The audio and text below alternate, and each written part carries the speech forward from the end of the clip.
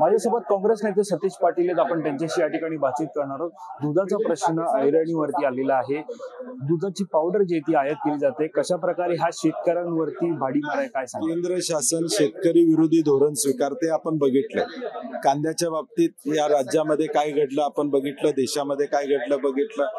कांदा निर्यात करायचा गुजरातला परवानगी त्या ठिकाणी देण्यात आली, हे सगळे विषय बघितले. तर शेतकऱ्याच्या बाजूचं हे सरकार नाही. आता सुद्धा केंद्रात आलेलं सरकार दूध पावडर आयात करण्याची आवश्यकता नव्हती.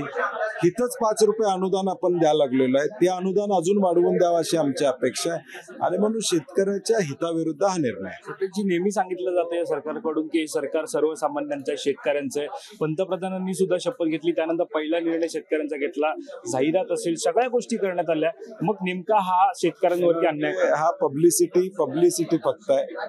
खरं धोरण आणि बोलणं यामधला फरक आहे, हे कृतीतून दिसून येते. एक शेवटचा प्रश्न आहे. आगामी काळामध्ये विधानसभा निवडणुका येत आहेत. या विधानसभा निवडणुकांच्या पार्श्वभूमीवरती निधी वाटप हा सर्वांना योग्य होणं अत्यंत महत्वाचं आहे. मात्र जर सत्ताधाऱ्यांनाच केवळ योग्य निधी वाटप आणि विरोधकांवरती अन्याय झाला, विधानसभेला कशा प्रकारे याचा फटका बसू शकतो? नाही, आज बजेट झाल्यानंतर आम्ही त्याची प्रतिक्रिया देऊ. कारण की बजेटमध्ये नेमकं काय येतंय, कशा पद्धतीनं अप्रोप्रिएटली बजेट वाटलं जातंय का, याच्यावर आम्ही दुपारी निश्चितपणे आमची भूमिका स्पष्ट करू. धन्यवाद. आमच्याशी बातचीत केल्या संदर्भात तर हे होते काँग्रेस नेते सतीश पाटील. आणि आपण पाहतोय की एकंदरीत पूर्णपणे दूध उत्पादक शेतकऱ्यांवरती आता अन्याय होताना पाहायला मिळतो आणि त्याच्यावरती विरोधकांनी आवाज होता. कॅमेरा पर्सन अवधेश पुरीसह मी वैभव पाटील, मुंबई.